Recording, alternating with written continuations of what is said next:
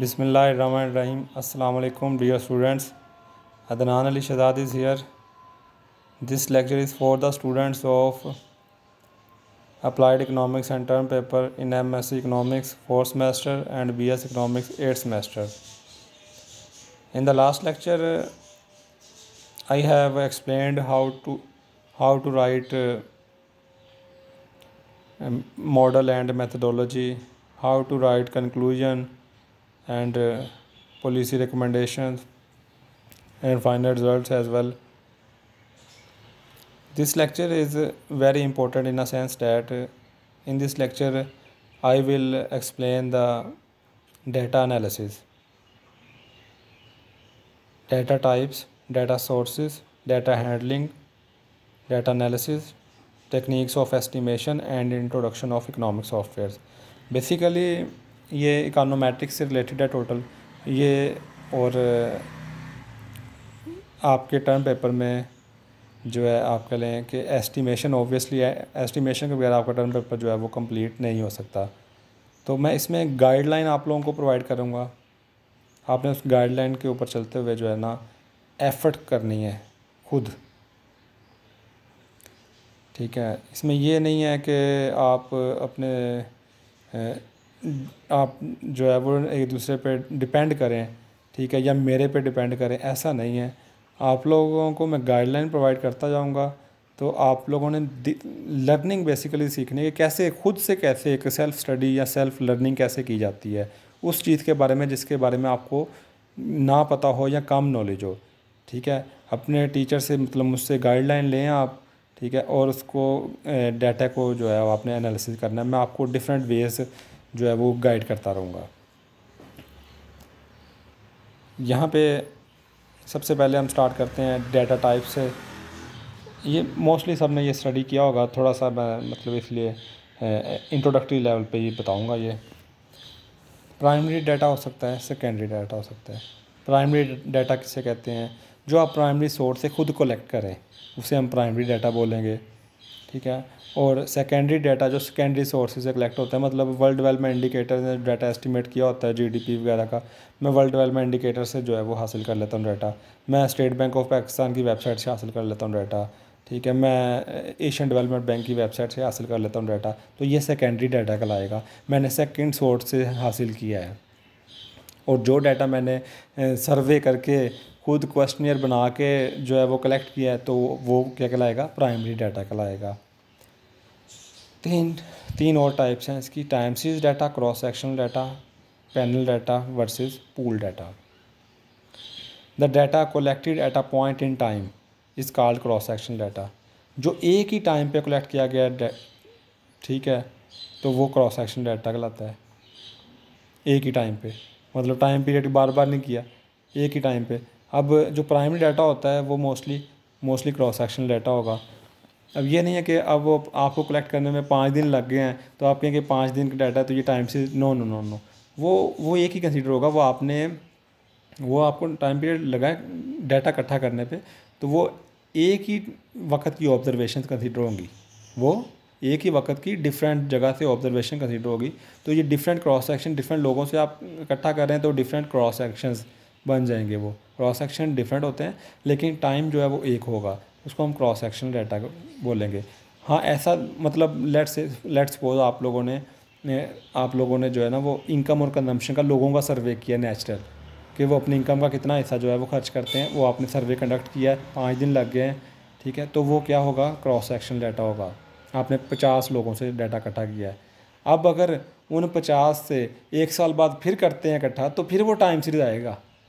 अगले साल फिर 5 लोगों से इकट्ठा करते हैं, फिर अगले साल फिर 50 लोगों से इकट्ठा करते हैं डाटा वही, फिर अगले साल 50 लोगों से फिर डाटा इकट्ठा करते हैं उन्हीं से, देखने के लिए कि उनके कंजम्पशन पैटर्न में चेंज आई है कि नहीं आई। तो ये फिर अब ये बन जाएगा टाइम सीरीज़। क्रॉस सेक्शन भी है इसमें, टाइम सीरीज़ भी है, तो ये पैनल बन जाएगा दोनों। इसमें क्रॉस सेक्शन भी है, टाइम सीरीज़ भी है, तो ये पैनल बन जाएगा। इस तरीके से हम बोलते हैं। तो टाइम सीरीज़ डाटा क्या है? जैसे जीडीपी है, ठीक है, तो जीडीपी का डाटा है, तो पिछले 1990 से लेकर जो है वो 2010 तक का डाटा है, 30 सालों का डाटा है। तो ये क्या होगा? हर साल की जीडीपी लिखी हुई है आपके सामने, टाइम सीरीज़ डाटा, सिंपल। ठीक है, मतलब कलेक्ट किया गया with the passage of time, हर साल कलेक्ट किया गया, तो ये टाइम सीरीज डाटा। और ये ज़रूरी नहीं है कि ये आपका ईयरली हो, मंथली भी हो सकता है, बाई एनुअली भी हो सकता है, और इस तरह क्वार्टरली भी हो सकता है, एनुअली भी हो सकता है, ये वेरिएबल पे डिपेंड करता है। क्रॉस सेक्शनल डाटा के बारे में मैं बता दिया आपको कि collected data point in time. Panel data is the combination of time series data and cross section data. Time series और क्रॉस सेक्शन का जो कम्बिनेशन है वो पैनल डाटा कहलाता है। टाइम सीरीज़ का और क्रॉस सेक्शन का जो कम्बिनेशन दोनों का वो पैनल डाटा कहलाता है। जब यहाँ पैनल डाटा और पूल डाटा में कोई डिफरेंस है, ये दो टर्मिनोलॉजी यूज़ होती हैं, पैनल डाटा, पूल डाटा, दोनों ही जो है ये टाइम सीरीज क्रॉस सेक्शन के कम्बिनेशन है। ठीक है, पैनल पूल दोनों टाइम सीरीज क्रॉस सेक्शन के कम्बिनेशन है, लेकिन दोनों में थोड़ा सा डिफरेंस है, मैं वो बताना चाहता हूँ। Pool data is in which same cross section units are surveyed over time. Same cross section units are surveyed over time. ठीक है, जैसे मैं 7 कंट्रीज़ का डाटा ले रहा हूँ, ठीक है, 1990 से लेकर 2010 तक। ठीक है, वेरिएबल है मेरे पास, जीडीपी है और इन्वेस्टमेंट है, या कोई एक दो और वेरिएबल है।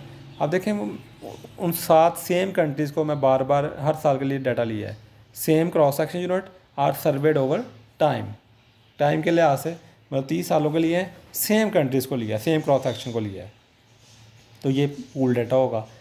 If different cross section units are surveyed over time, वो पैनल डाटा होगा।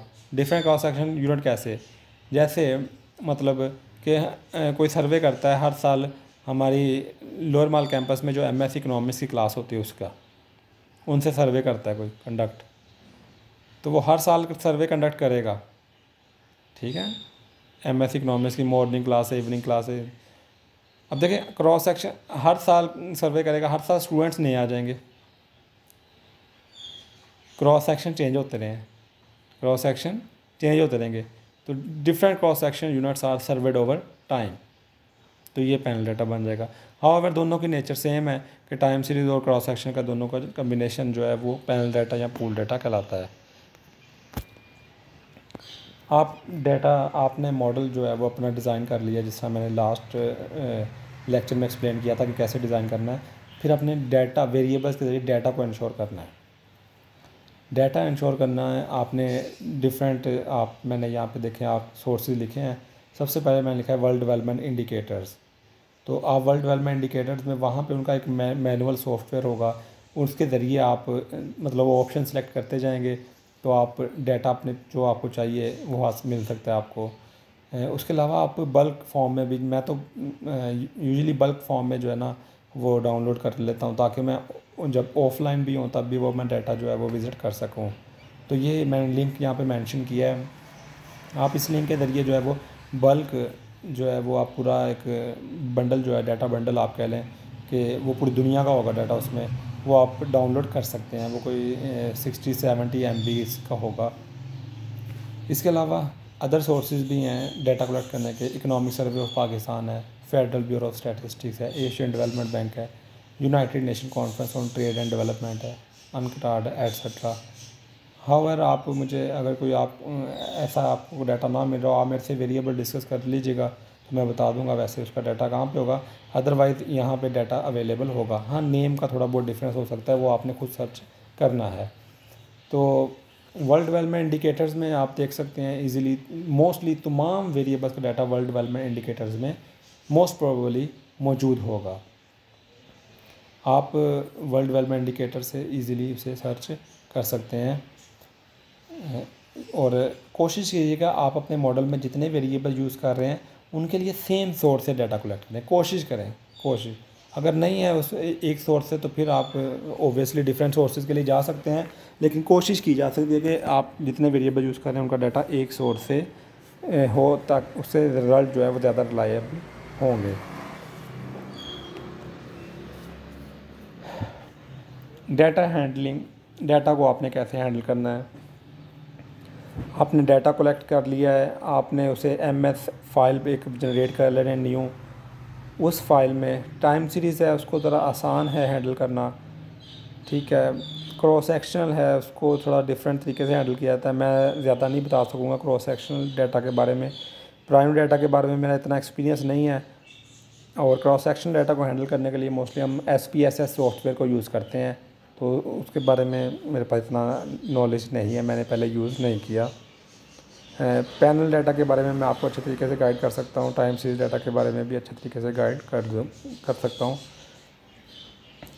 तो टाइम सीरीज़ डाटा को MS एक्सेल में पेश करना आसान। आप उसे कॉलम वाइज जो है वो फर्स्ट पे आप उनका नेम लिख के, और फर्स्ट कॉलम में आप ये कह लें कि ईयर्स लिख लें सारे, सेकंड कॉलम में वेरिएबल का नाम लिखें उसका डाटा, थर्ड कॉलम में थर्ड वेरिएबल का नाम लिखें और सेकंड वेरिएबल का नाम लिखें उसका डाटा, इसी तरह थर्ड एंड सो ऑन। इस तरीके से आप अरेंज कर सकते हैं। पैनल को कैसे अरेंज करना है उसके लिए भी मैं आपको कुछ फ़ाइल जो है वो दिखाता हूँ अभी। ये आप अपनी स्क्रीन पे देख सकते हैं। इस तरीके से आप डाटा को अरेंज कर सकते हैं। टाइम सीरीज़ डाटा है आपका। फर्स्ट कॉलम में मैंने ईयर देखें लिखा है 1996 से ऑनवर्ड, जितना भी आपके पास 2016 तक चले जाएं। और इसी तरह आगे वाई लिखा है मैंने, वाई जो है मेरा डिपेंडेंट वेरिएबल है, उसका मैंने डाटा लिखा हुआ है। तो यहाँ पे आप वाई की जगह उसका नाम भी लिख सकते हैं। मतलब आपका लेट्स सपोज GDP है आपका, तो GDP आप लिख सकते हैं। फिर इसी तरह आगे आप देखें X1 है, वो मेरा इंडिपेंडेंट वेरिएबल है, तो उसका डाटा आपने प्लेस किया हुआ है। X2 आपका लेट से इन्वेस्टमेंट है, तो वो आप उसका डाटा यहाँ पे लिख सकते हैं। इसी तरह थर्ड और फोर्थ में। दूसरा ये कि अगर आपके पास पैनल डाटा हो तो उसे कैसे अरेंज करना है, तो आप अपनी शीट देख सकते हैं स्क्रीन पे। तो ये देखें मैंने इस तरीके से हैंडल किया हुआ है। फर्स्ट कॉलम में मैंने कंट्री लिखा है, कंट्री 1। तो ये देखें आप 22 सेल तक देखें, 2016 डाटा है, कंट्री 1 चलता आ रहा है। इसके बाद मैंने कंट्री 2 देखें लिखा है 1996 दोबारा अगेन हो गया। तो फर्स्ट कॉलम में कंट्री, ठीक है, कंट्री 1 लिखते जाएं आप, फिर कंट्री 2 लिखते जाएं, फिर कंट्री 3 लिखते जाएं। ये देखें आप, कंट्री 3 नीचे आ गया, कंट्री 4 आ गया, कंट्री 5 आ गया, कंट्री 6, कंट्री 7, कंट्री 8 कंट्रीज़ का डाटा है ये। तो इस तरीके से आप एक्सेल में इसे पेश कर सकते हैं। आप देखें, और सेकंड देखें ईयर है सेकंड कॉलम में, 1996 से देखें शुरू हुआ, फिर 2016 पे ख़त्म हो गया, फिर 1996 हो गया कंट्री 2 के बराबर पे आगे, फिर इंडिपेंडेंट वेरिएबल है, फिर डिपेंडेंट वेरिएबल है। इस तरीके से अपने डाटे को आप हैंडल कर सकते हैं एक्सेल शीट पे। उसके बाद फिर आप एनालाइज करेंगे ना, आपके पास एक सेट बन जाएगा, फाइल बन जाएगी जिसमें आपका डाटा सेव होगा। तो इस तरीके से आप अपने डाटा को एक्सेल में जो है वो सेव कर सकते हैं, हैंडल कर सकते हैं। डाटा एनालिसिस, जब डाटा को आपने एस्टिमेट करना है, सबसे पहले आप उसका डिस्क्रिप्टिव एनालिसिस करेंगे। जो रिज़ल्ट्स आपने पेश करने हैं उसका डिस्क्रिप्टिव एनालिसिस करेंगे। समरी स्टैटिस्टिक्स, समरी स्टैटिस्टिक्स में मीन, मीडियन, मोड वगैरह, जार्क वगैरह, ये उसका एक टेबल बनाएंगे हर वेरिएबल, ठीक है, हर वेरिएबल्स के लिए सेपरेट आप इकट्ठा भी कर सकते हैं आप। और ये काम जो है ईव्यूज़ में भी हो सकता है, स्टाटा में भी हो सकता है। तो ये आप कोई सा भी सॉफ्टवेयर यूज़ करके आप तो समरी स्टैटिस्टिक रिज़ल्ट हासिल करेंगे और टेबल की फॉर्म में अपने टर्म पेपर में पेश करेंगे।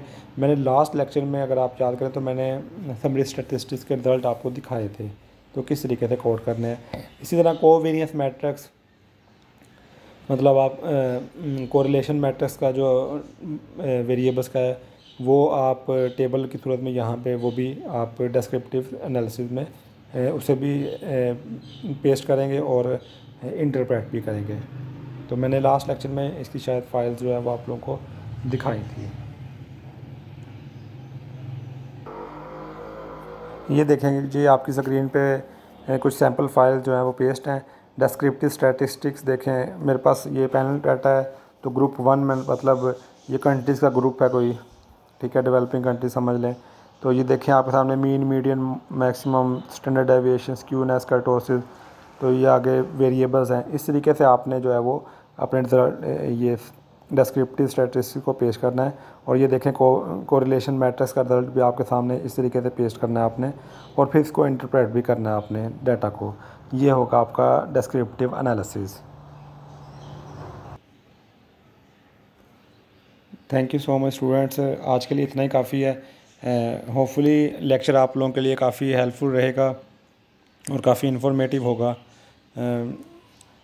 If you have any query, you can also comment on Google Classroom or YouTube channel, or you can also discuss it with me on online session, during online session on Zoom.